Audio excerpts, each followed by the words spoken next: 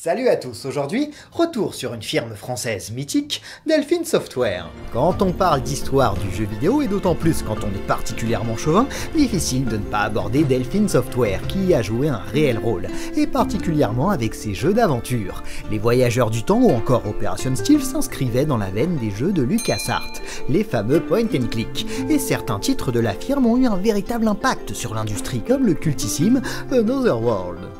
Ces jeux, comme celui sur lequel on va s'attarder aujourd'hui, ont été conçus sous la branche Delphine Cinematic Software, qui cherche à proposer des titres rapprochant le jeu vidéo du cinéma.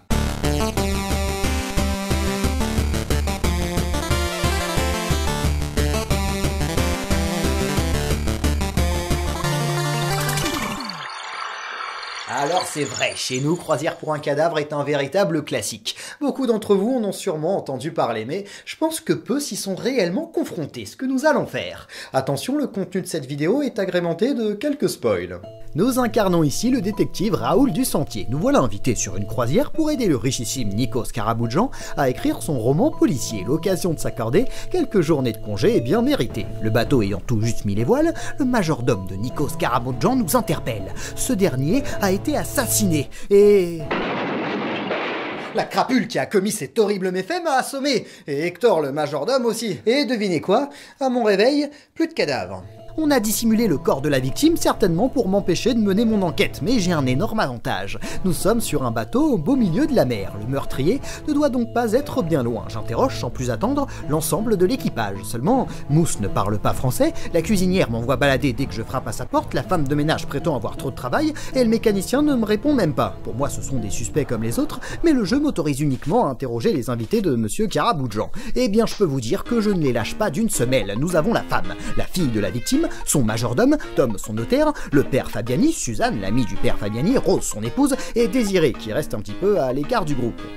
Et je sais pas pourquoi, c'est mon intuition qui me le dit, et surtout parce que sinon il y aurait aucun intérêt au jeu, j'en suis sûr, l'un de ses invités a assassiné Nikos Karaboudjan. Seulement peu d'entre eux semblent enclins à m'aider dans mon enquête, mais en bon fouineur que je suis, je parviens à surprendre des conversations. C'est ainsi que j'apprends que l'on me considère comme un pot de colle. Peu importe, ce qui compte pour moi c'est la vérité et la justice. Et surtout de gagner le jeu.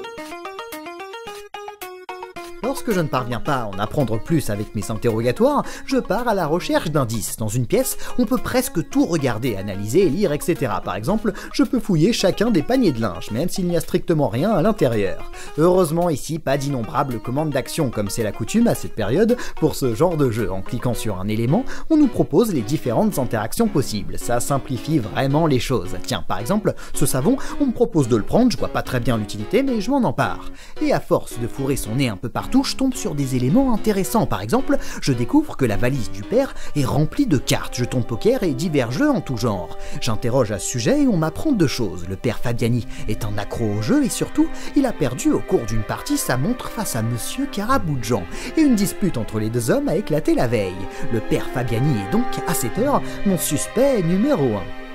Bien entendu, tout ce que j'apprends, je le note, même ce qui paraît sans importance peut s'avérer à un moment ou à un autre un précieux indice. Je suis devenu un vrai petit enquêteur, j'émets des hypothèses, je rejoue dans ma tête la scène du meurtre, mais j'ai besoin d'en savoir plus. Seulement, la difficulté du titre joue contre moi, que je vous explique. Une des originalités provient du temps qui s'écoule à chaque indice trouvé, que ce soit matériel ou à travers une conversation. Mais il y a des moments où le temps ne s'écoule plus du tout, on peut rester à la même heure pendant des heures entières. C'est paradoxal. M'indiquant d'une certaine façon que je suis bloqué. J'ai beau interroger et réinterroger les suspects, je tourne en rond. Pourquoi? Parce qu'il me manque un indice que je trouve dans le panier de linge dans la veste d'un des suspects. Seulement, on est d'accord, plutôt à une autre heure, j'avais déjà fouillé dans ce panier. Je voyais pas l'intérêt d'y fouiner à nouveau, mais comme du temps s'était écoulé, des choses s'étaient passées et avaient pu bouger. Très bien, mais si à chaque fois que l'horloge tourne, ce qui arrive régulièrement, je dois fouiller à nouveau l'intégralité du bateau, c'est une horreur pas possible. Un autre moment, je trouve un écrin, rien de particulier dessus. Eh bien si, seulement il fallait placer son curseur à un endroit extrêmement précis. Ça joue au pixel près pour y déceler un indice, alors que rien n'y indiquait une particularité. Certains moments de l'enquête s'avèrent assez frustrants, heureusement. Dans ces cas-là, je jette un rapide coup d'œil sur la solution. Mais c'est exceptionnel, je n'ai pas besoin de ça pour mener mon enquête. C'est que je commence à cerner la personnalité de chacun de mes suspects et les raisons éventuelles qui les auraient poussés à commettre l'assassinat, jusqu'à ce qu'un nouvel événement tragique intervienne. Suzanne vient d'être elle aussi assassinée, mais qui souhaite donc la faire taire. En observant la scène du crime, je constate que la victime a gravé quelque chose sur le sol. NK, très certainement pour Nikos Karaboudjan.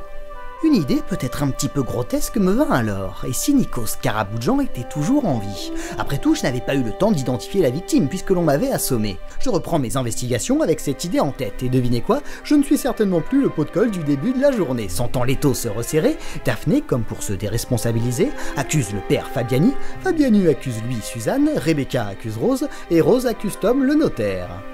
Et a de quoi perdre la tête. D'ailleurs, il s'en est fallu de peu pour que j'apprenne le véritable nom du coupable. On venait de poignarder Hector, le majordome. Il avait donc vu le meurtrier et pouvait enfin me révéler son identité.